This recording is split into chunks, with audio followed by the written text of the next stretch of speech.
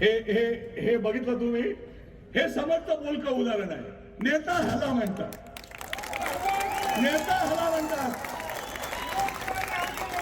माझ्या कार्यकर्त्याला हात लागेल तर छातीचा, माझ्या कार्यकर्त्याला हात लागेल तर छातीचा कोट करून उभा राहणारा हा नेता आहे.